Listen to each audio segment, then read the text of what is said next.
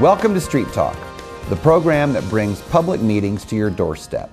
Today is November 18th, 2014. If you are watching tonight, we'll be able to take your questions live starting at 7:30 p.m. For those of you watching a rebroadcast, feel free to visit us at valleydrive.net to give your suggestions on tonight's subject matter, a proposed improvement project for Valley Drive in Las Cruces. Tonight you will hear directly from a number of experts who are involved with the New Mexico Department of Transportation project. This is the first of several meetings we'll be having on the topic, and its purpose is to acquaint you with the scope of the planned upgrades. We also aim to give you the information you need to make recommendations and comments about how the project can be improved upon. Not only will you be able to learn more about the project, but you will be able to participate from home or from any other location by calling the following number with your questions: 575-312-3589. Si no habla inglés, de todos modos puede participar. Llámenos. Tenemos alguien que puede hablar con usted. Cualquier pregunta o idea que tengan. In case you missed it, this number will be posted several times throughout the show. There also are several other ways to ask questions and leave your comments via the internet. Number 1, email us directly at contact@valleydrive.net. Number 2, post a question on our Facebook wall. Find us on Facebook by searching for Valley Drive Project. Number 3, tweet your remark or question to us on Twitter. Be sure to include our username in your post. It is @LCValleyDrive. Yet another way to participate in this meeting is by attending our in-person site at MacArthur Elementary School, where Spanish translation is available. For those of you at MacArthur Elementary, thank you for joining us tonight. The New Mexico Department of Transportation and the consulting engineering firm they selected, Molson Corbin, are committed to reaching out to the public, and we hope you find this format helpful and engaging. To review each of the ways to participate in tonight's meeting, visit valleydrive.net. That's Valley Drive with no spaces, .net. Let's begin with a pre-recorded presentation with our panel of experts summarizing the project. Before we begin, let's meet our first panel of transportation professionals. Jerry Paz, Vice President with Molson Corbin. Mr. Paz holds a Bachelor of Science degree in Civil Engineering from New Mexico State University and has 30 years experience, including 16 years as Vice President and Branch Manager of Molson Corbin's Las Cruces office. He's been responsible for the planning and design of over $300 million in infrastructure improvements in New Mexico. Mr. Paz was the project director for the I-10 project from Las Cruces to the New Mexico-Texas state line that included over $100 million of highway and bridge improvements under 4 projects. He's been the past president of the American Society of Civil Engineers, New Mexico section, and past president of the Academy of Civil Engineers at New Mexico State University. A.J. Romero, New Mexico Department of Transportation Project Development Engineer. Mr. Romero graduated from NMSU with a Bachelor of Science degree in Civil Engineering, and he has over 16 years of experience in transportation engineering and design. He was the team leader in the design of the Interstate 10 Motel Boulevard interchange, the Interstate 10 Avenida de Mesilla interchange, and the North Main project currently under construction. He has been a team member of the NMDOT's South Region Design Bureau since 2005 and previously held the position of Assistant State Highway and Bridge Specification Engineer. Jerry Cordova, City of Las Cruces Senior Civil Engineer. Mr. Cordova graduated from New Mexico State University with a Bachelor of Science in Civil Engineering and has worked for the City of Las Cruces in public works and project development for 15 years. Prior to working with the city, he worked for 18 years for the New Mexico Department of Transportation in construction and consulting for 2.5 years. Filiberto Castorena is Assistant District Engineer, New Mexico Department of Transportation, District 1. Mr. Castorena is a graduate of NMSU with a Bachelor of Science in Civil Engineering. For the past 20 years, he's worked for the New Mexico Department of Transportation, ranging from construction inspector, project manager, technical support engineer to his current position as the Assistant District Engineer. He's a registered professional engineer in the state of New Mexico. Mr. Castorena, can you give us an overview of this project and why did you pick Valley Drive? First, I'd like to address the overview of the project. The project will consist of safety improvements to include a new sidewalk, new curb and gutter, storm drain, some drop inlets. We will also be doing some improvements to the lighting, bike lanes, the traffic signals, as well as some improvements to public transportation facilities. And we will also be doing some utility work to include replacing some water lines, sewer lines, gas lines, and some telecommunications upgrades as well. Now, as far as how the project was chosen, Valley Drive is a part of our statewide transportation improvement plan. We often refer to that as the STIP. The NMDOT, in partnership with the City of Las Cruces, we recently completed a similar project on Valley Drive right in front of Mayfield High School. We are now just moving forward with this section of Valley, and it is scheduled for a spring 2017 bid opening. Thank you. How does a project become part of the STIP, which is the Statewide Transportation Improvement Project? What we do as a department is we gather input from all the stakeholders for the different part of our roadways. We look at input from our maintenance section. We gather input from the local municipality. We look at the condition of the roadway, and we place these projects on our statewide transportation improvement plan. We put them in the outer years so that we can secure funding, the right type of funding, and stay fiscally constrained for that particular fiscal year. And the project starts the development process. We start the initial design portions of it, and it starts to move up in the STIP until it reaches the schedule where we do the bid opening. So that's kind of a quick overview of how we choose our projects, how they move through the STIP, and ultimately get bid. Okay, thank you. Mm-hmm. Mr. Romero, how big is this project and who's going to be affected? Dave, the project limits go from the intersection of Avenida de Mesilla and Hickory Loop, proceeding east along Avenida de Mesilla until its intersection with Valley Drive, then proceeding north along Valley Drive, crossing Amador, until we reach its intersection with Picacho Avenue. Who will be affected by this project? Pretty much all the users of Valley Drive, all the commuters, all the users on and businesses that are located along Valley Drive.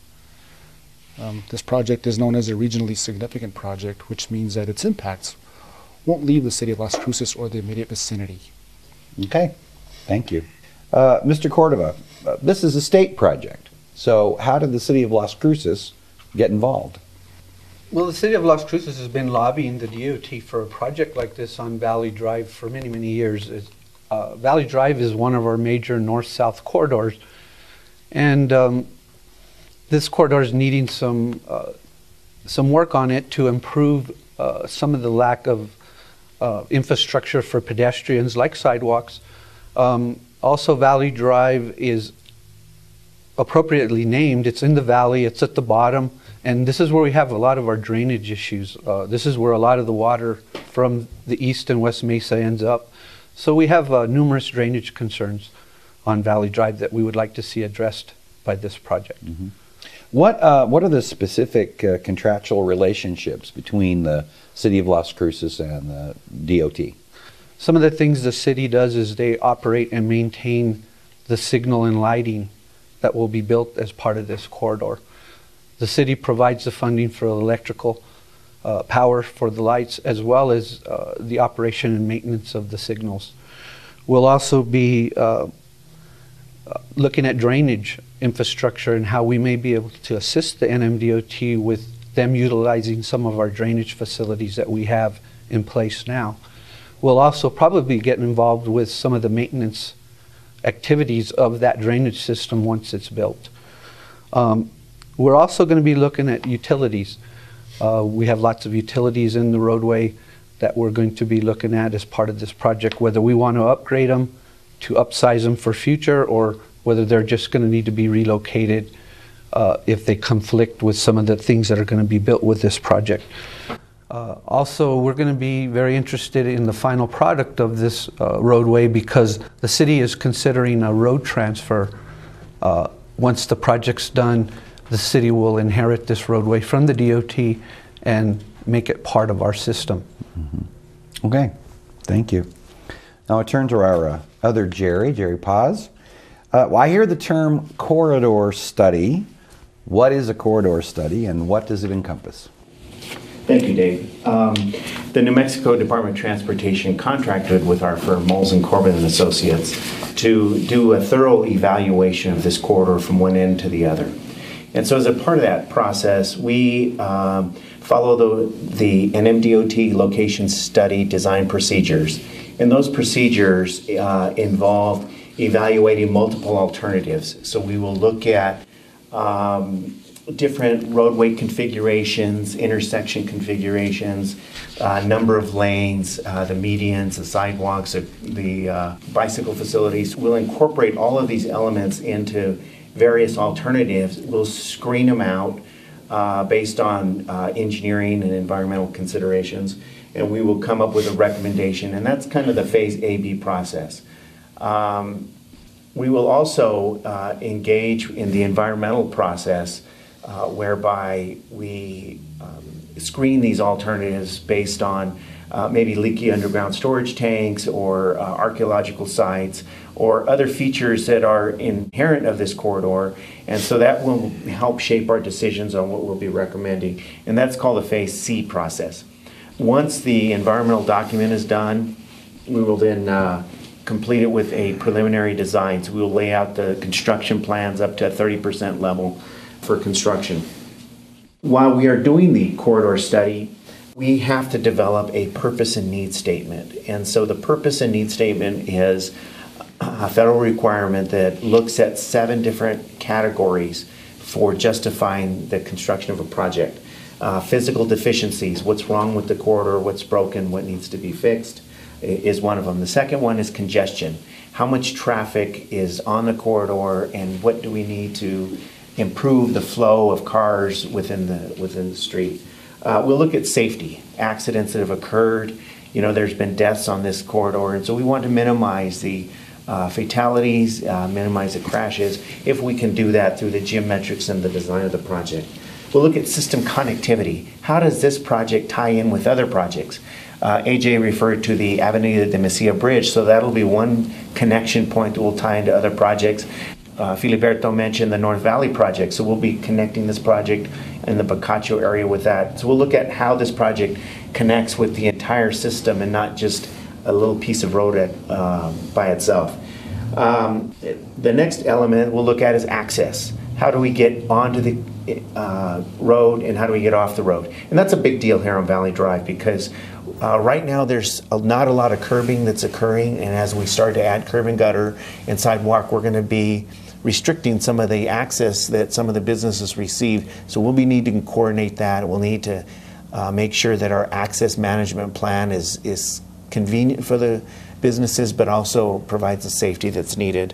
The next one is economic development. What type of economic opportunities are available on this corridor and can be enhanced and grown by the enhancement of this project? And the last one is legislative mandate. It doesn't really apply, but it's similar to what we had in the GRIP projects or other projects that are defined by the legislature and are carried out by the state. But this one is not part of it. It's just part of the regular STIP. Okay. Mr. Romero, I have a follow-up question for you. When is the project going to begin, and how long do you estimate that it's going to take? Thanks, Dave. Approximate time frame for beginning a project will be in spring of 2017. How long will the project take? Well, these projects take some time. First of all, we have the design and the study and the design. Study and design take about a year and a half. The study will take about 8 to 9 months.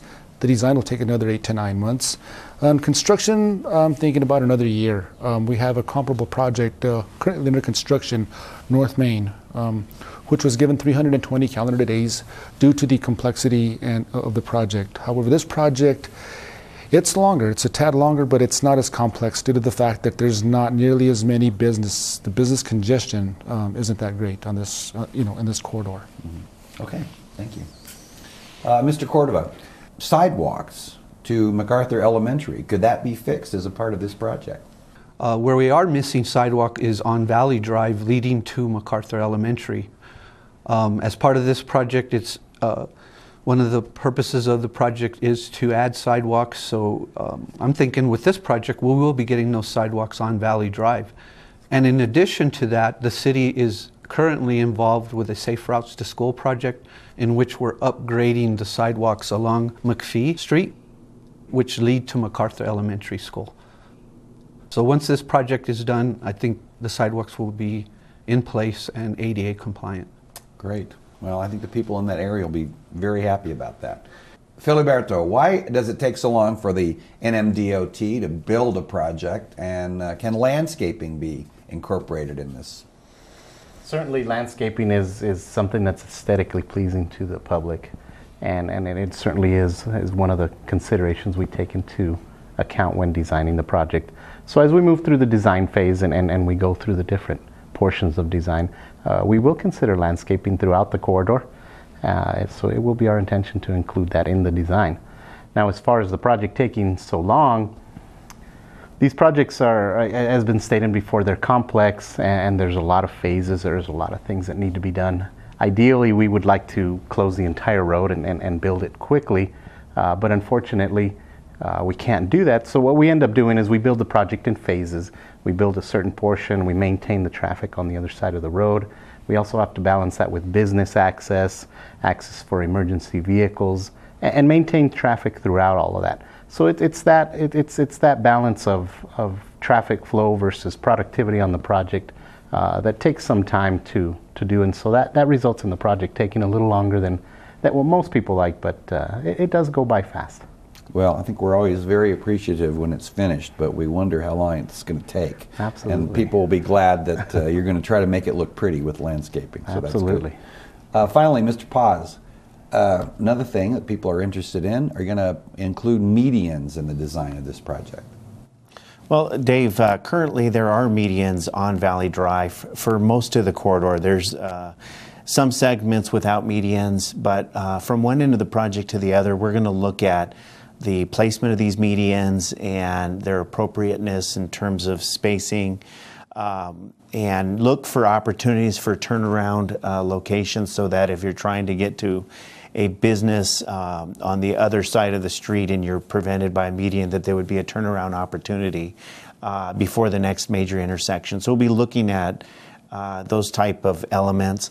But statistics have shown that an intersection without a median would provide 39 points of conflict. And so by introducing the median, you're cutting that number down in half. And so medians provide a safety benefit, and we'll be weighing that out with the access policy that the department has, as well as the city's access policy, just to make sure that we're compliant with both. Thank you for that background information, gentlemen. We'll be right back after a short break with our next round of transportation professionals who will go into more detail about the project.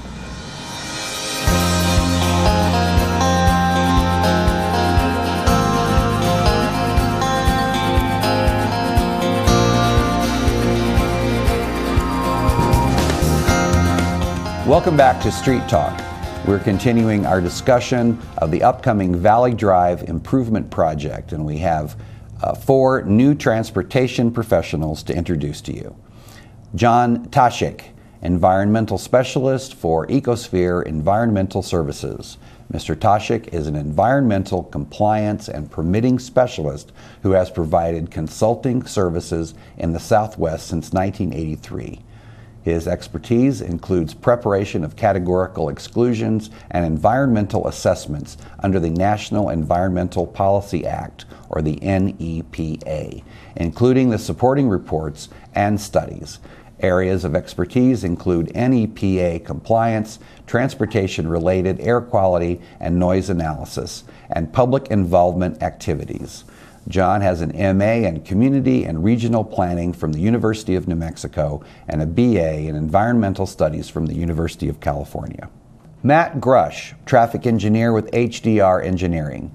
Mr. Grush is a Senior Traffic Engineer in HDR's Albuquerque office. Prior to joining HDR, he was the Engineering Support Manager for the New Mexico Department of Transportation, District 2 in Roswell, and worked as a consulting engineer in Albuquerque. Matt has a strong background in traffic engineering and enjoys multimodal traffic design and analysis. Wyatt Karchner is Molson Corbin's project manager on the Valley Drive project.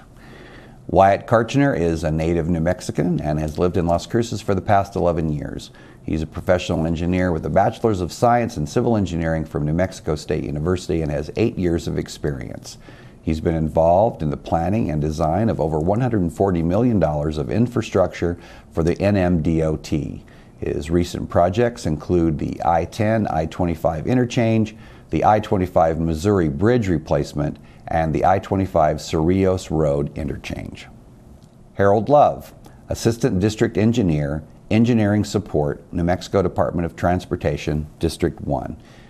Harold Love earned a Bachelor of Science in Civil Engineering from the University of New Mexico, and he's worked for the New Mexico Department of Transportation for over 31 years. Our first question is for you, Mr. Karchner. What are the specifics of this project? With this project, one of the things you will notice is that there are not very many driveways that are well defined. And so with this improvement projects, we are going to look for ways to better define these driveways.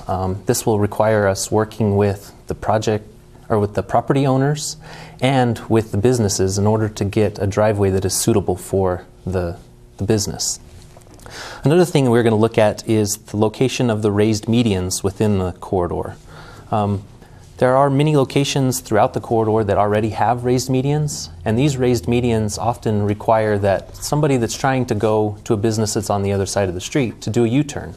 And so we're going to look at opportunities to provide mid-block U-turns or ways for people to easily access the other side of the street.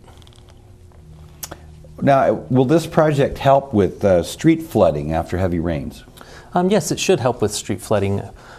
As part of this project, we're going to do a drainage report, and in this drainage report, we're going to look at the existing conditions on Valley Drive and look for ways to improve the drainage condition. Right now, there is no storm drain on Valley Drive, so water just simply lands on Valley and then runs off and ponds along the shoulders.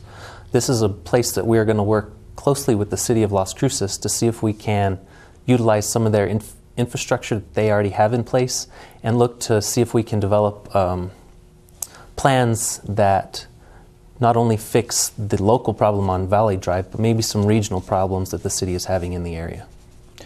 Will bicyclists and pedestrians have any benefit from this project? There will be a lot of benefit to bicyclists and pedestrians with this project.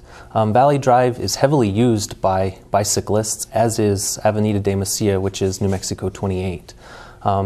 On Valley Drive within this corridor, just a few years ago, there was a bicyclist that was killed, and so it's going to be important to us as part of this project to make it safer for bicyclists. So we're looking at options of adding a dedicated bike lane as well as other facilities for the bicyclists. And then for pedestrians, there's not a whole lot of sidewalks on Valley Drive right now, so as part of this project, we're looking to incorporate sidewalks throughout the corridor and then upgrade all the ADA facilities. This could be at signals to incorporate new access ramps or signal improvements for push-button locations.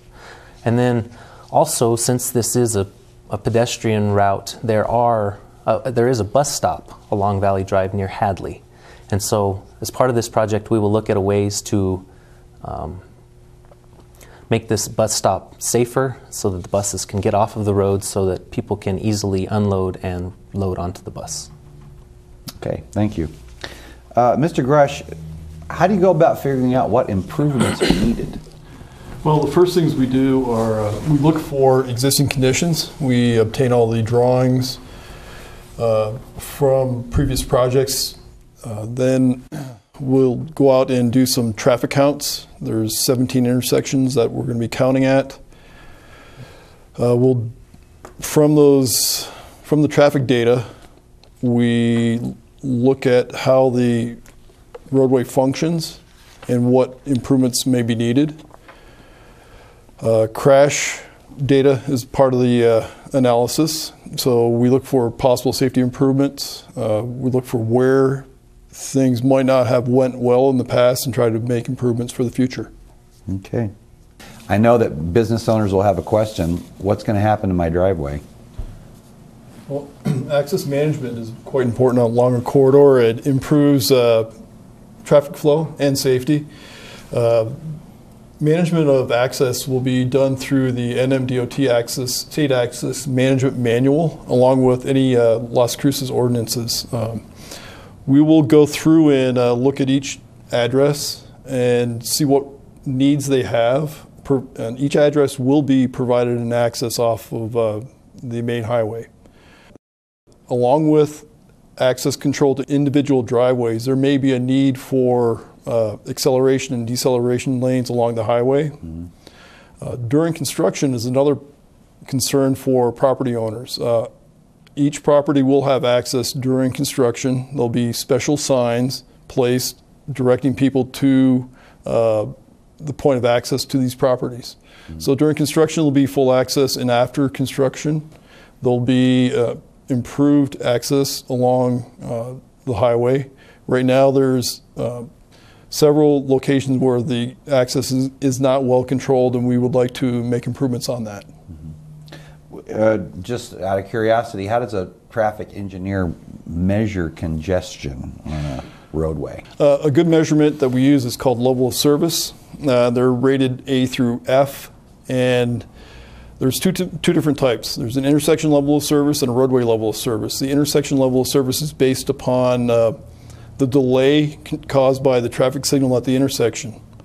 And level of service A starts at 0 to 10 seconds, and it progresses up to a level of service of F, which is greater than 80 seconds delay at the intersection. The target for this project and most projects would be a level of service of D, which is less than 55 seconds. Okay, thank you. Mr. Tashik, I understand that a report is needed on how this will affect the environment, and how you go about doing that. Yes, Dave, that's right. Ecosphere's role is to provide the environmental studies and permitting to comply with state and federal environmental regulations. And because this project utilizes state money and possibly or probably will utilize federal money as well, we're required to comply with the National Environmental Policy Act that you mentioned earlier, or NEPA. Basically, NEPA requires that potential social, economic, and environmental impacts from a project be considered in the decision-making process. As a project goes along, there are a variety of decisions, but basically NEPA does not guarantee that a project will have no impacts, but rather that the full range of information will be environmental information will be considered during the decision-making process. As my slide shows, typically we look at a wide range of topics, including the natural, physical, and human environment, and focus on those that are most relevant to the project at hand.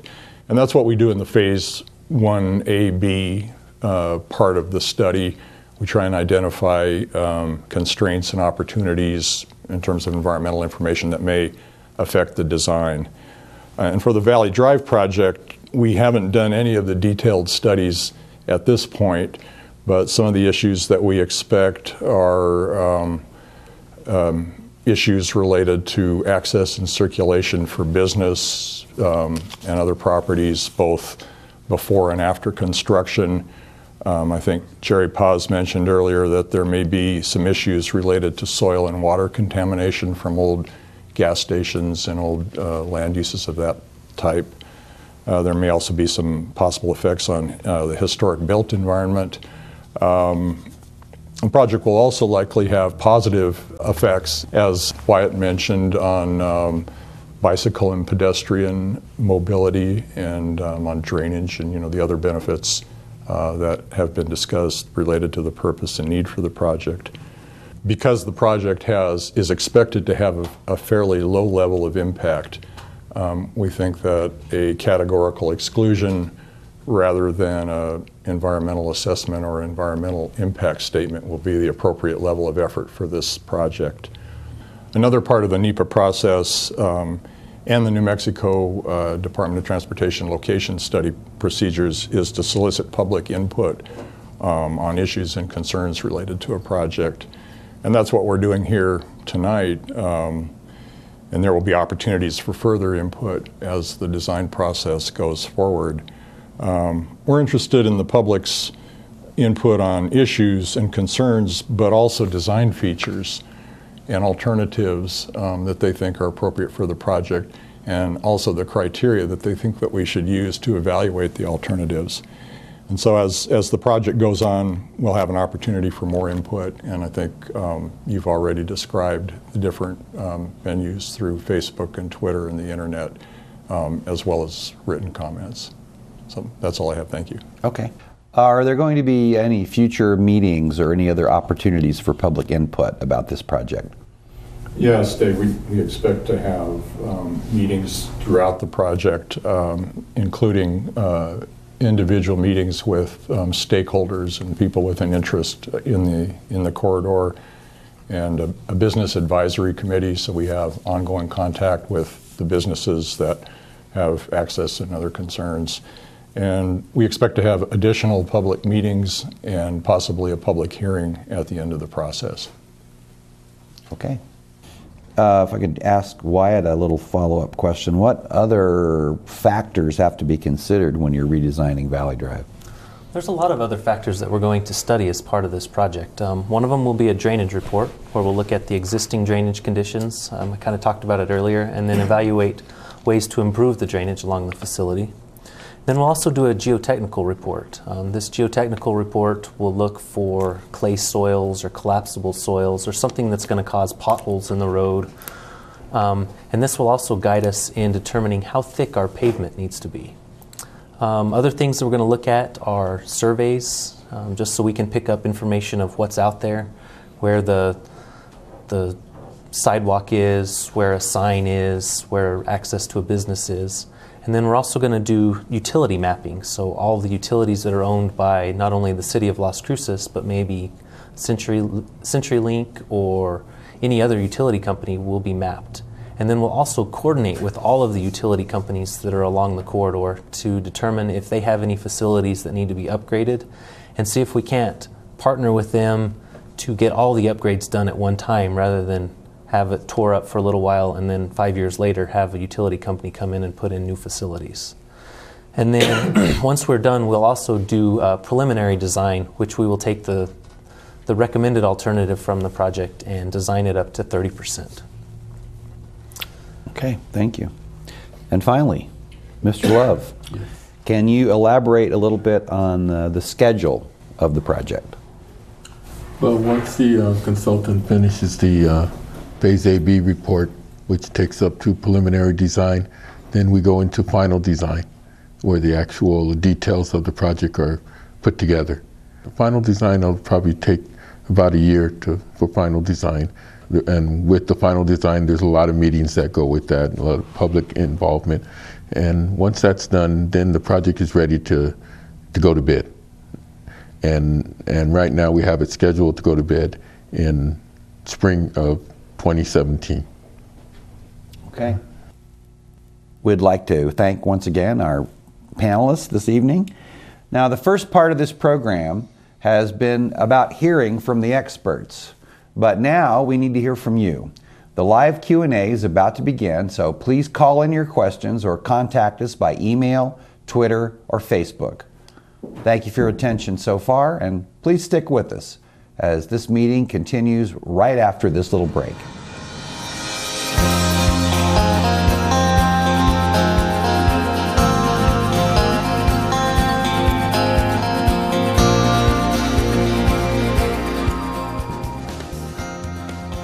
Welcome back to the live question and answer segment of our public meeting. Whether you are a business owner, a neighbor, or a commuter of Valley Drive, we're looking forward to hearing from you as the planning phase of the project gets underway. Keep in mind that you can submit questions, concerns, and feedback to our experts tonight via several routes, including our phone number, 575-312-3589. So let's go to our first question. This is for Jerry from Donna from Stryker's Shooting World. There is a turn lane into our business as you head southbound on Valley Drive. Will that turnout remain? Thank you, Dave. As we stated earlier, we're going to do a full analysis of all the medians and driveways on Valley Drive to make sure that this project complies with the state access management plan. In all likelihood, that particular median in front of her business will remain, but we will do that analysis to confirm that and base it on the volume of traffic that is existing on Valley Drive. Okay, thank you. Part 2 of Donna's question. Does the state of New Mexico understand that potential loss of revenue, which equates into local tax dollars, they will not make from us if we have a significant downturn in business if customers cannot get to us? You know, when you remodel or renovate something that's old, it's always going to get messier before it looks nicer in the end. You know, so the good news is that once the project's done, property values will go up and everybody will have a much more attractive entrance to their business, and that'll apply here as well.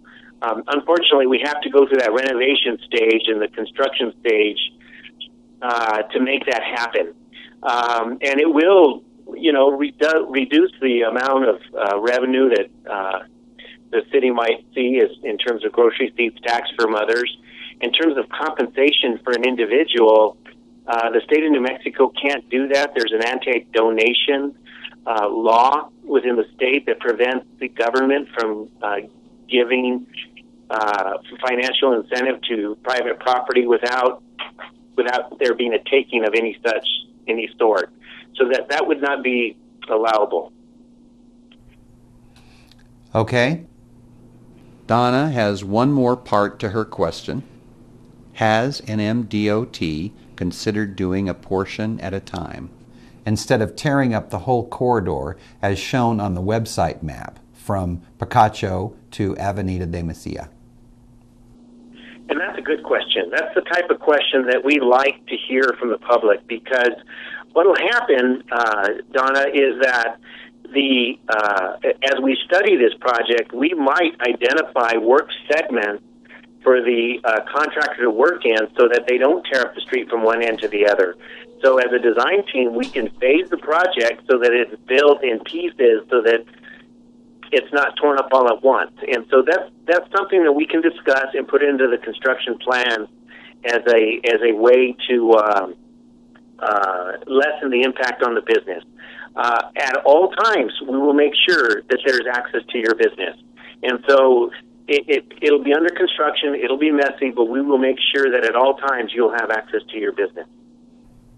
Okay. Thank you, Jerry. This next question is for Filiberto. This is from Mary from One Stop Convenience Store on Valley Drive. This is a phone call she made this morning.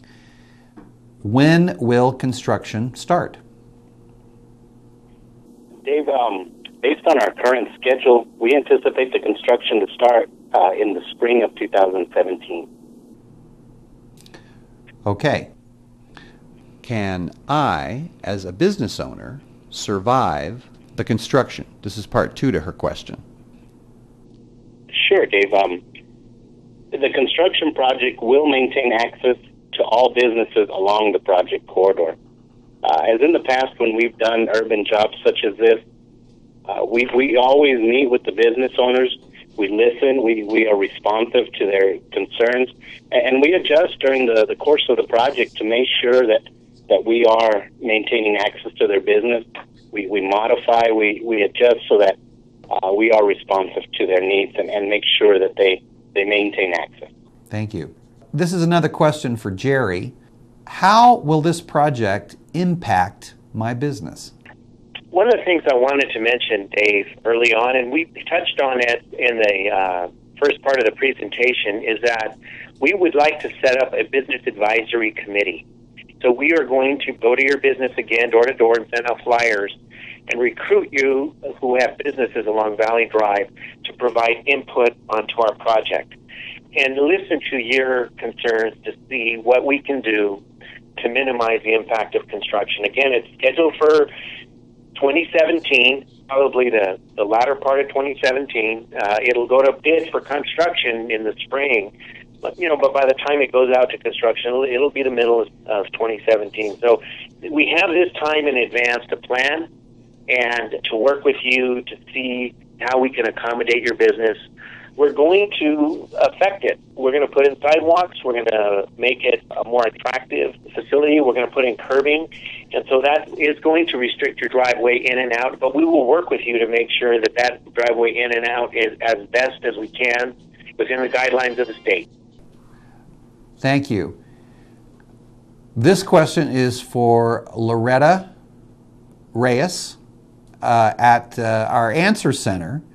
She is the Public Works Director for the City of Las Cruces. And this is the question to address to her. We are grateful you are doing improvements on Valley Drive. Are you replacing water lines under the street, or are you just making changes to the size of the street, etc., the dimensions of the street? Thank you, Dave. The city and the NMDOT will work closely on this project, and as with other past projects that we've collaborated on, such as Picacho Avenue and North Main, it has been the practice of the city to look at all the city utilities that are under the road to determine if they will need to be replaced as part of this project. While the road is under construction, is the perfect opportunity to reconstruct utilities. This way we don't tear up the road twice. Right. I always wonder about that, whether there's much thought that goes into those projects, because sometimes it does seem like they tear it up to put something in, and then later on they go back and tear up something else. So that's a good point. Thank you, Loretta. This question is for Wyatt, and this is briefly touched on in the last question. How will this project, or will this project, help with flooding? Yes, Dave, this project should help with flooding. As we kind of touched on in the presentation, the part of this project, we're going to do a drainage study, and the drainage is probably one of the areas where we will look to partner with the DOT and the City of Las Cruces to solve a more large drainage problem that they have in the area. But drainage on Valley Drive itself will be addressed with some sort of storm drain system as part of this project. Okay. That's a good thing to know. We do have some problems with some flooding in certain areas of the town, so that's nice to know. This question is for Matt. How is making a U-turn at a median opening or intersection safer than just making a left turn? Thanks for that question, Dave. The mid-block left turn will include a traffic signal to create a controlled left turn movement. This treatment can lead to a reduction in total crash frequencies, reducing the total injuries and reductions for certain types of crashes like rear-end crashes, angle crashes, side-swipe crashes, and the U-turn is not only, well, we call it a U-turn, it's not only for left turns, it'll be for mid-block U-turns also. Okay. Now, there's lots of folks that like to ride their bicycles, so we have a question for John. Will there be bike lanes? Yes, Dave. We're planning to look at bike lanes, various alternatives for accommodating bikes. At this point, I don't think we know what the solution is, but that is definitely something that we will take a look at as part of this study. All right, that's good news for the bikers. This question is for Filiberto. This is from Chris via Twitter and Facebook. Please make sure there is access to businesses throughout the construction. 1 to 2 days without access really hurts small businesses. Dave, again, referring to our past experience with our other urban projects that will be very similar to this one, we have experienced no complete closures for any of the businesses along the corridor.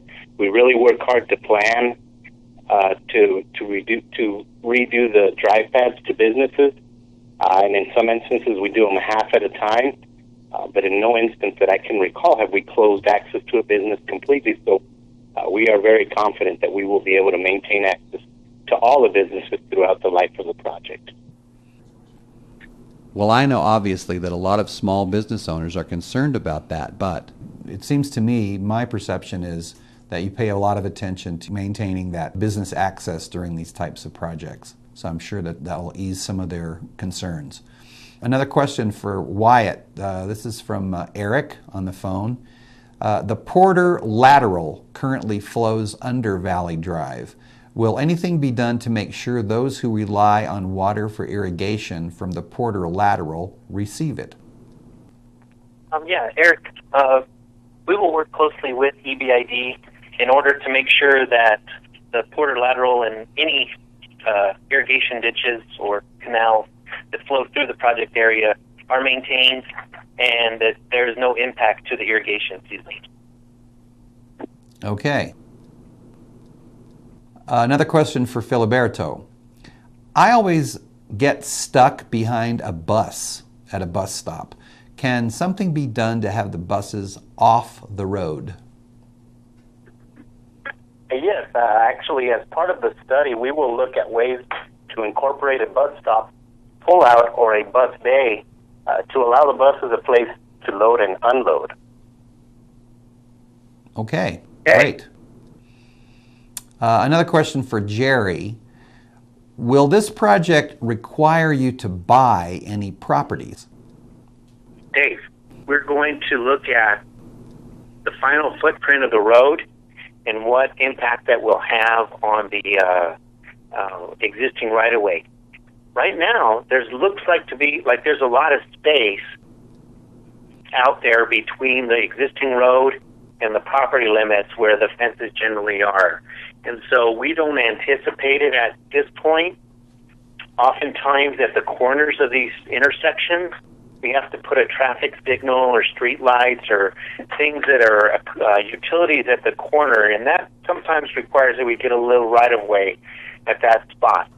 At this point, it doesn't look like there is any, but that always can happen, most likely at the intersection. Along the way on the street, it's unlikely that we would require right-of-way. The Department of Transportation has asked us as a goal on this project to stay within the existing right-of-way limits, and so we're going to try to honor that. Okay. This question is for Harold. Valley Drive was just under construction a few years ago. Why can't you just do it all at once? When we're trying to do a project in a corridor such as this, it has a tendency to be very expensive. In order for the department to do it properly, we divide the project up into phases. It was determined that the northern section that was just completed was to be reconstructed first, and now we have the funding to do the southern part of Valley Drive. All right. Thanks, Harold. This question is for Jerry. This is a comment from Benjamin via Facebook. With the large amount of space available on Valley Drive, we can make it safe for all modes of travel, including bikes and pedestrians. We can create wide bike lanes, even protected lanes are possible. Sidewalks can be installed for pedestrians to safely walk and visit businesses in the area. Connecting Valley Drive to other bicycle and pedestrian routes will go a long way in making the city safer and ready to handle the expected growth. Thank you for including the public.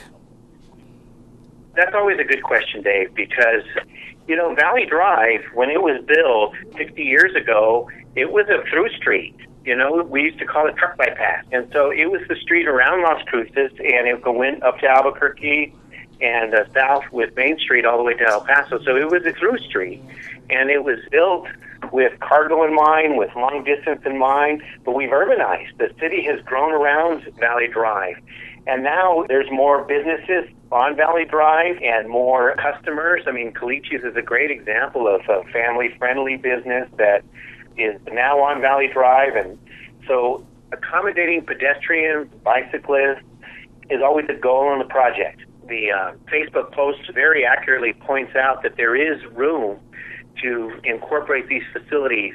So on other projects we worked on, there hasn't always been that room, but here that should not be an issue. We want to make sure that that is a goal. This is a bike route for the city of Las Cruces, and so we want to take that into consideration. Pedestrians, bike, and multimodal transportation with the buses is an important element of the project. Thank you. This next is more of a comment as well. It's for Wyatt, and it's from Maluli's Flooring Company. During this construction, Maluli's Flooring Company and the other businesses along Valley Drive would greatly appreciate it if there was continuous access to businesses. We've already talked about that in several examples already this evening. Blocking off business access, even for a few days, can really hurt a company. If access needs to be blocked, we would prefer it could be outside normal business hours if possible. Our business, as well as others, I'm sure, frequently require semi-trucks to make deliveries. We'd like to make sure that they are able to drive on Valley in order to make their deliveries. Another suggestion we have, if you are redoing the medians, is to make a turning lane to the west of Van Patten Avenue, just south of Picacho, into our parking lot. We believe it would make traffic flow more smoothly and make turning left safer, while keeping the left lane of Valley headed north toward Picacho unobstructed. It would also help our delivery truck drivers greatly when entering our business. We really appreciate you taking our concerns into consideration and hope that you will help us and other businesses during this construction.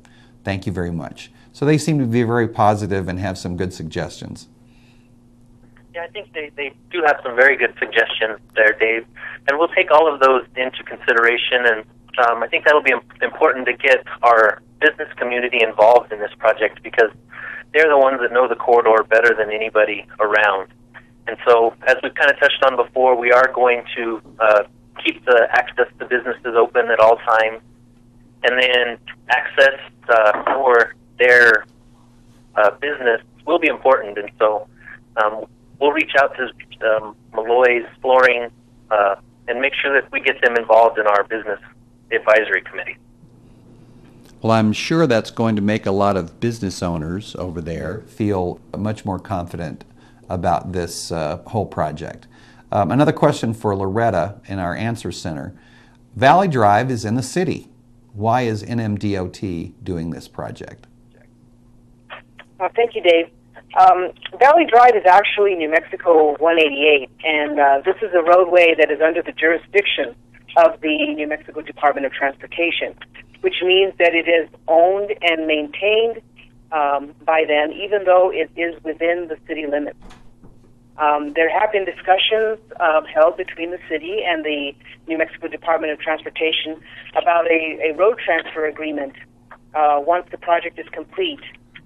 Basically, this road transfer agreement would turn the road over to the city for their maintenance and operation. All right, great, thank you. This is another question for you, Loretta. It's from Eric. Dear Valley Drive Project, thanks for the opportunity to comment, and thank you for improving this roadway that so desperately needs it. Thanks especially to Jerry Cordova and the City of Las Cruces for your continued commitment to the safety and effectiveness of our roadways. I have the following input for your consideration.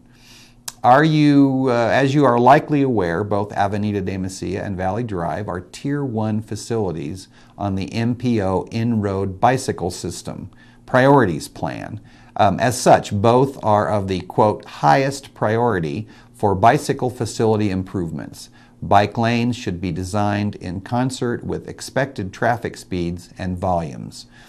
If designed correctly, this project potentially will continue the excellent bicycle facilities recently implemented for Avenida de Mesilla west of Hickory Loop and Picacho Avenue. The cycling community is very grateful for these improvements. And as I'm sure you are aware, there have been multiple cyclist fatalities on Valley Drive. Many of the residents and clientele of the nearby community of Hope ride bicycles as their only transportation. Better bicycle facilities will help improve safety for this vulnerable population. Jerry mentioned the Safe Routes for School program at MacArthur Elementary School. Good pedestrian facilities and bicycle facilities will be critical to the success of this program and the safety of these children on their way to and from school. Creating better facilities for both cyclists and pedestrians will help improve access to businesses and will therefore help improve businesses along Valley Drive. Well, that was a rather lengthy comment. We've talked a little bit about bicyclists, but certainly some valuable input from this person. Thank you, Dave, and thank you, Eric, for your input. It is well taken. We will work with the NMDOT to incorporate bike lanes into this project and, of course, consider connectivity to bike lanes or facilities that may be in the vicinity, and also consider safety. The plan is for NMDOT and their consultant and the city to reach out to the bicycling community for their input as this project progresses. Well, communication between the city and NMDOT and everybody concerned obviously is a very important part of this whole process. So, Arthur, a question from Trina. As a bicyclist and SRTS supporter, I would like to see 5-foot bike lanes on each side of the road. This would provide connectivity to existing bike lanes on Picacho, Amador, and Avenida de Mesilla. Valley Drive is used by many commuters, residents at the Community of Hope, recreational cyclists, as well as bicycles touring through New Mexico on their way to Texas along New Mexico Bike Route 1 or Highway 28. These lanes should be AASHTO compliant in width, striping, and signage, especially around the intersections. I'd like to commend NMDOT for including bike lanes on Picacho and hope they will do the same for Valley Drive. Thank you for the opportunity to provide input. Obviously, the bicyclists have a lot to say. Yes, we're at this segment of Valley Drive, or the 185-188 corridor, it connects two popular bike routes. That's North Valley Drive, where you have some beautiful areas to explore and bicycle, and Stomach Farm area, along the area of Mesilla. We will certainly strive to design bicycle facilities per ASTRO recommendations. As we're a multimodal agency, we will coordinate with the BPAC, that's the Bicycle Pedestrian Advisory Committee. Mm-hmm. I do appreciate the comment on the Picacho project. Actually, from the River West, that was one of my assigned projects, and we did coordinate with the BPAC. And we went ahead and on that project, Bike Route 7, we went ahead and we striped it, widened it for bicyclists, gave it an appropriate width shoulder, and even extended structures to accommodate the bicyclists. Thank you. Thank you. Question for AJ, very simple. Can I still get in my driveway? Yes. Whenever you're part of a team that's involved in the project, you kind of put yourself in the people that are expected to choose. I mean, if I was living on Valley Drive out of business, I'd sure want people to get, I also want to be able to get my driveway. So the short answer is yes, you will still be able to get in your driveway. Okay. All right, this question is for Matt. This is from Catherine. A business known as The Shed, located at Valley and Brown, is not open on Monday and Tuesday. The traffic count should not be done on those days, as the shed has a lot of business that wouldn't be accounted for. Yeah, hey Dave, that's a good question and very timely, because we recently had the traffic counts done, and normally they're done Tuesday, Wednesday, Thursdays, but since there was a holiday on Tuesday, we did not count on Tuesdays, and so we counted on Wednesday and Thursday. So we did miss the Monday and Tuesday when this business is not open. All right. Well, we have another comment also for you.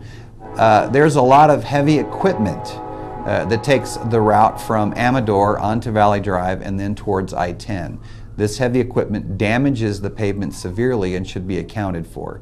Perhaps these companies with heavy equipment should pay the state for the damage that these vehicles cause to the road along this stretch. Well, I can talk to the. I can talk about the heavy equipment on the route. That should be part of. They should have been captured as part of the traffic count, and the heavy vehicle percentages play into the pavement design. So while these heavy vehicles are using the road, they're being counted, and that's being accounted for in the pavement structure itself. As for how to assess a fee for them, I really can't answer that, and that could be, included in the fuel use tax, or they have a weight distance tax that could possibly cover that. Mm-hmm. Okay. This question is for Jerry. This is from Keith on the phone. Will the medians near the fire department, as well as the American Medical Response, be configured in such a way to allow for these emergency vehicles to depart without a median obstructing them from making left-hand turns? Time is of the essence in emergency situations. That sounds like a good question. Yeah, that is a good question.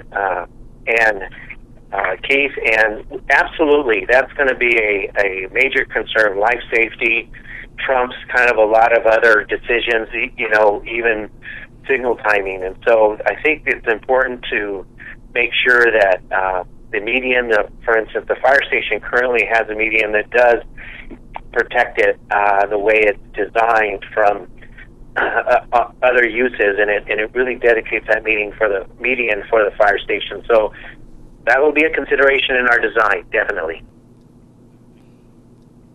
All right. This question is for Filiberto or Loretta, either one. This is from Catherine on the phone. What are the pros and cons for if the city owns the road and if the state owns the road, both scenarios, after the project is complete? I'm assuming she's asking there might be some advantages or disadvantages if it's city-owned or state-owned after the project is done. Thanks, Dave. Being that this is New Mexico 185, it is a state-owned facility. That said, it is within the city of Las Cruces city limits, so we generally enter into agreements to have the city help us with things such as lighting and the storm drain system. But also the state does maintain, control of the roadway with respect to driveway permits and utilities and maintenance of the roadway. As far as any pros and cons, I think both either the state or the city, whoever maintains control of it, the public, it would be transparent to the public as all of those issues would be addressed by either the city or the state. So it just becomes an administrative issue for us internally rather than anything that the public would see a difference on. All right. Yes. I just would like to maybe add some things to Filiberto's answer. As far as pros and cons for the city, we deal a lot with new developments, sometimes along Valley Drive, and as a pro to the city having control over Valley Drive, we see it as maybe it would be easier for those seeking permits for driveways or utilities for their new developments. It would be a lot easier for them to deal with maybe one entity over having to deal with two entities. And then There's also the potential to solve some flooding on those streets that tie into Valley that are city streets, to tie into a proposed storm drain system to help us alleviate some flooding, perhaps in along some of those neighborhoods. And then, of course, when the city does take over the roadway, we will have to introduce Valley Drive into our own pavement preservation program that we have. So I just wanted to add those comments. Thank you. Sure. Thank you, Loretta. I actually have another question for you, and then we can kick another part of it back over to John. You mentioned someone's concerned about sidewalks in that area. That would be for you, Loretta. And then, John, if you want to address the fact you mentioned a little bit about lighting. People think that Valley Drive is really dark, so they're concerned about the lighting in that area. Can we go to you, Loretta, first about the sidewalks, and then to John about the lighting? Okay, Dave. Sidewalks will be incorporated as part of this project. It is important to provide a safe place for pedestrians to walk. And you can, as you drive along Valley, you see that there is a lack of sidewalks. So we will be incorporating those into the project. And then, John, you want to talk about lighting? Yes, Dave. Lighting will be part of the project. We expect to install lighting to, help make the corridor more livable. The lights are likely to be LED and will comply with the New Mexico Night Sky Act as well. Okay, great. Yeah, I really think that the lighting in that area needs to be improved. This is a question for AJ, and this is an interesting thought. Will construction take place at night? The noise makes it impossible to sleep. It sure does. However, the city of Las Cruces has ordinances that prevent the excessive noise at nighttime. If necessary, though, the contractor may apply and possibly be granted a waiver to this ordinance, to the noise ordinance at night. In the past, we have applied, the DOT's contractors have applied for the noise ordinance waivers on two particular projects in order to do bridge demolition. But I don't anticipate in this project that any night work will be completed. A comparable project would be North Main. No night work has been done so far. Okay. All right. This is a question from Cheryl. I'm not sure who wants to answer this one, but if sidewalks, once again we're talking about sidewalks, if sidewalks were installed along with curbing, pedestrians would have a safe area to walk and not have to avoid car lots, which park their vehicles for sale way out close to the shoulder of Valley Drive. I believe they're talking about the car dealerships that park their vehicles out closer to the roadway there. I'm not sure if that's necessarily a question or just a comment, if someone would like to address that. Yeah, I can address that, Dave. This is Jerry. Mm-hmm. The way we're going to approach this project is the use of Valley Drive is for the people. Getting on the corridor is important to accommodate the drivers and the pedestrians, the bicyclists, those that are using transit, and the businesses. And so oftentimes we have to make those engineering judgments about how to manage those usage so that everybody's safe. So we're going to be incorporating driveways and looking at the possibility of bus bays and bicycle lanes, and also look to work with the businesses, the car dealerships there on Valley Drive, and accommodate them as best as we can also. There will be times where we can't balance everything and make everybody happy, but we're going to try, and we're going to try to make those as safe as possible for the public. Okay. This question's for Harold. There's concern about dust control.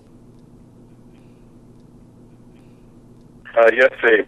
The contractor will be required to mitigate and manage the dust and stormwater runoff.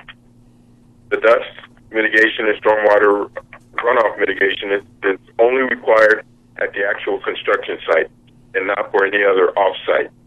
Dust control will be done using primarily water trucks. All right, thank you.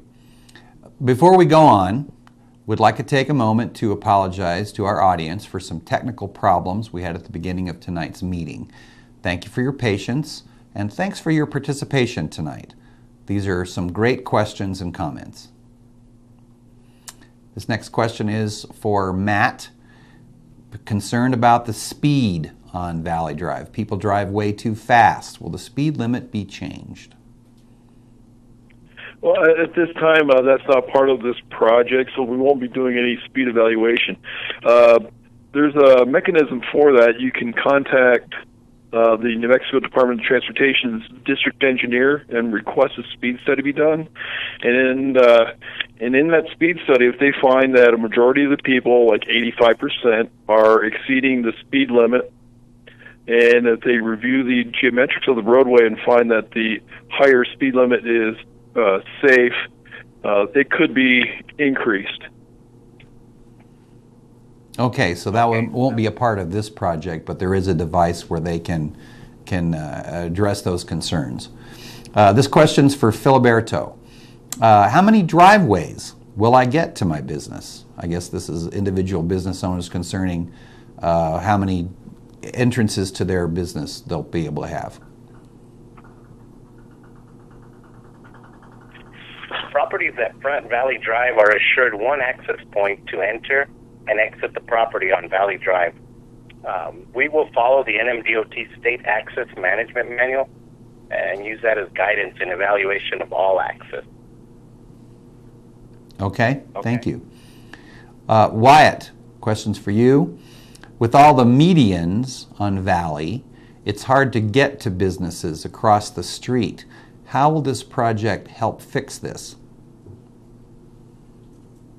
As part of this project, we're going to look at evaluation of alternatives that include mid-block U-turn location, and this will make it easier for somebody that's trying to get to a business that's on the other side of the street to turn around. It'll give them a location to turn around, and it'll make it where it's easier for them to access the other side of the street or a business that's over there.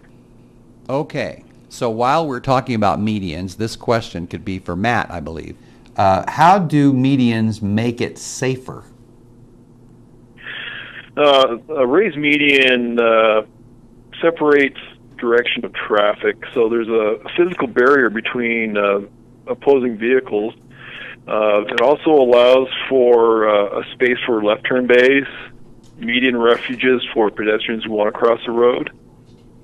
Those type of things are really major safety improvements when you do have a raised median. Okay. This question could be for any of the experts. How long will the planning phase of the project last? This is Jerry, and I'll go ahead and answer that question, Dave. Our contract with the Department of Transportation, that we have this Phase A-B study done within 150 calendar days, which started about a month ago. And so as we continue to work on this project, we're going to be having these meetings, gathering information, and doing our number crunching on exactly what needs to occur on Valley Drive. And we will then develop what we call our draft A-B report. And in that document, we'll be making some recommendations to the Department of Transportation on the size and geometrics of these facilities. We will host another public meeting, and we will present those findings to the Department of Transportation. If they feel like they concur with the findings, then we will then take it to the public for evaluation. That's when the public will actually get an opportunity to look at it and make some comments and give us feedback. We then take those comments and finalize the document. So our preliminary draft is submitted to the department. If they feel it's sufficient enough, we then take it to the public, and you all will have the opportunity to voice your concern at that point.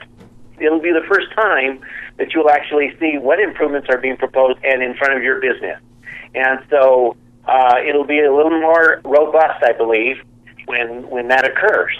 So we're looking forward to that timeline. If we are fortunate and things run smooth and we don't find any kind of obstacles in the way, and sometimes obstacles are, unknown utilities or drainage issues that are a little more creative to solve, then it may delay the project in terms of needing to get right away or something like that. But then we move forward with the design at that point. So we're hoping to get our corridor study submitted and approved and the environmental document by next fall, and that will give us time to design the project and get it ready for a spring delivery. So it's a rapid schedule. I know the public might think that that's a long time or too long, but it's a good thing in a way because we have time to prepare our businesses and prepare ourselves for what's going to happen, that we're not caught blindsided. And we hope that this format of this meeting will reach out to more people than who would have otherwise shown up at our public meeting at MacArthur. And so we're hoping that we can get that feedback. All right, thank you. This question's for Matt. This is from Jude, phone call. I live in the neighborhood off of Valley Drive and Brown Road, and I have a lot of difficulty turning onto Valley Drive due to the traffic. In terms of the final product, will anything be done to help residents in this area connect to Valley Drive more easily? Will a traffic light or anything be installed at this intersection? Well, as part of the project, we will be looking at that intersection and doing a traffic signal warrant analysis. We've done the traffic counts, and now we'll compare the traffic volumes to criteria to see if it meets the need for a traffic signal. And if it does, we will recommend that as part of the study. Okay. This is for anybody on the panel. Will you keep business owners up to date about each stage of the project, including construction and traffic flow? I'll go ahead and answer that, Dave. This is Jerry. The practice of the Department of Transportation on several recent projects is to continue what we start in the design phase with this Business Advisory Committee and to carry that through the construction process. And so what the Department of Transportation has been doing recently is holding monthly community meetings. So there'll be monthly meetings where progress is given. The contractor can lay out their schedule for the coming month and can anticipate where along the corridor will be impacted. And the Department of Transportation will also keep an eye on the contractor to make sure that they're keeping their schedule current. All right, thank you. This one, I think we may have talked a little bit about this earlier. We talked about the planning phase of the project, and there was a question about when you anticipate the planning phase will end. Well, like I mentioned a minute ago, we are shooting for our planning phase, our AB report to be turned in the spring, and then where we will be making our recommendation to the Department of Transportation, and then it goes through the environmental document phase. So, John, you might want to let them know in terms of the environmental requirements that are occurring at that point. But the study, once it's approved, as AJ mentioned, then the Department of Transportation has the final budget, the cost of the project, and they set aside that money for construction. The project then, the environmental clearance is then obtained, and then we start the design phase.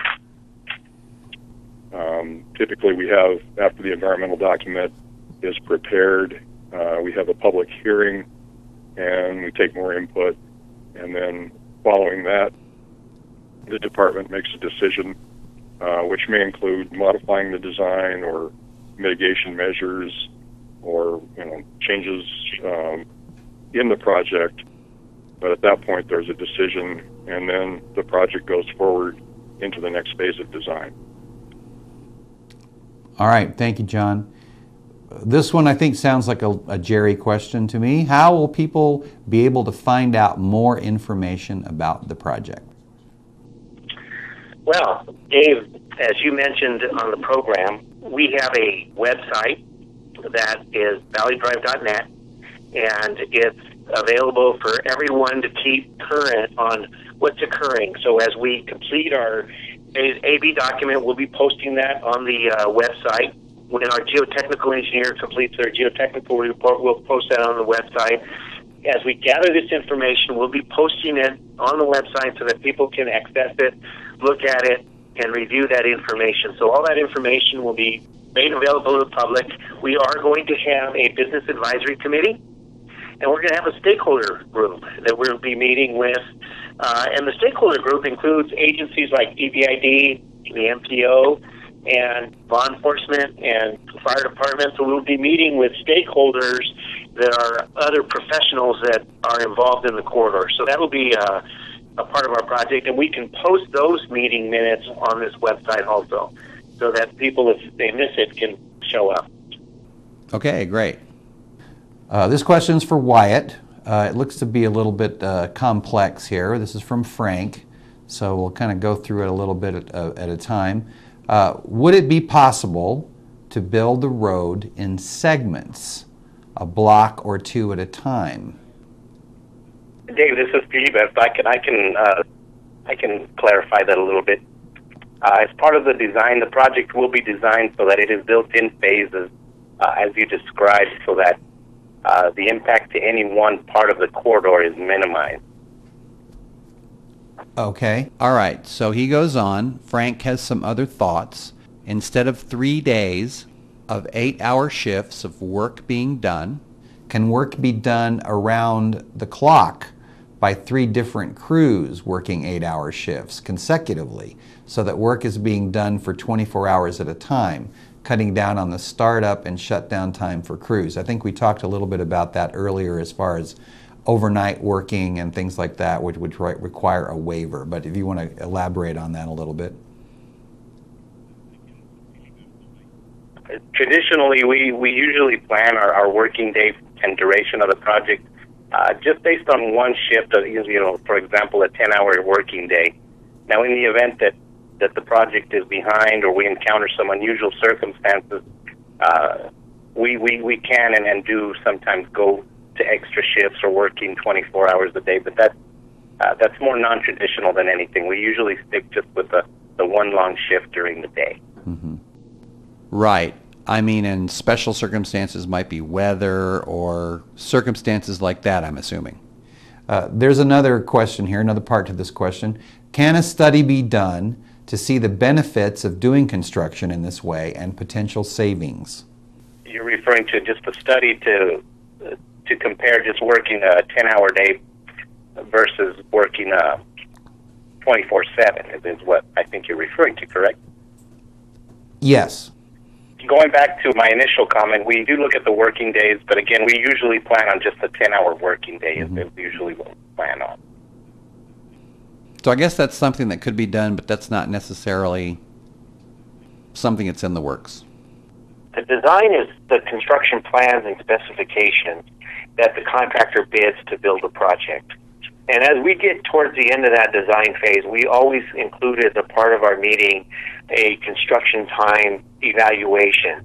And so at that point, the department looks at creative ways to accelerate the schedule if it's part of this project.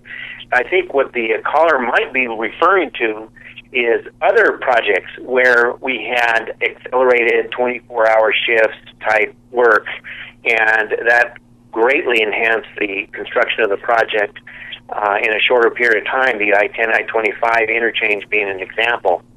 And so those large projects generally get consideration on the interstate where it's affecting transcontinental commerce. But on a local street, as Filiberto mentioned, it's normally just held to a regular working day, regular shift from a construction crew, and 8-hour days or 4 10-hour days, or a normal work week for labor. Okay, thank you. Sounds like Frank's done a lot of thought on this. This is for anybody. This is from Josephine, concerned about taxes going up because of the project.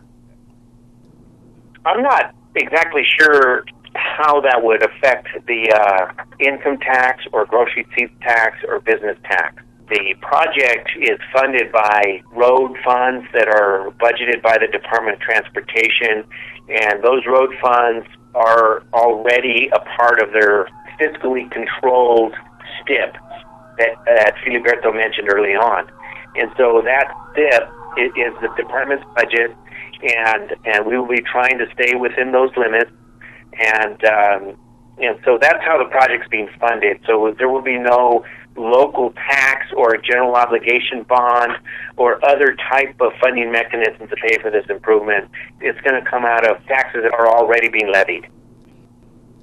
Okay, thank you. Yep, taxes are on everybody's minds. This question is for Loretta. It's from Josie. Will sewer lines be a part of this project? There is a stretch along Valley Drive between Amador and Hainer that does not have any sewer or gas lines. How will this stretch along Valley Drive be impacted in terms of utilities? Thank you, Dave. I think at this point, what I can provide as an answer is that the City Utility Department will work with the NMDOT to determine if their sewer, gas lines, or water lines, existing lines, need to be reconstructed. If they will also take a look at the project and determine if there is a need to extend any utilities. So, you know, it's a matter of need. It's a matter of their future plans for extension of utilities or anything. So it would be up to the utility department to make that evaluation and that determination. Okay, thank you very much. Well, we have time for one last question tonight, and this one, I guess, could be to any expert. How long will the public have to provide input and comments on this project before the plans are set in stone? Again, as I said, Dave, we're going to be working on this for the next 150 days. And so what we can do is go onto our project website and upload a comments form. And please take the time to download it, or you can directly send us an email. There's an email link that you can click on and send us an email with your comments and your information. If you would like to be included on one of our meetings for stakeholders and or business advisory committee, please let us know, and we can keep you on our email chain as we advertise those meetings. All right. Well, we want to thank all of the viewers and our meeting participants, our experts, for joining us and having this show this evening. Your input will be a valuable contribution to the development of this important project.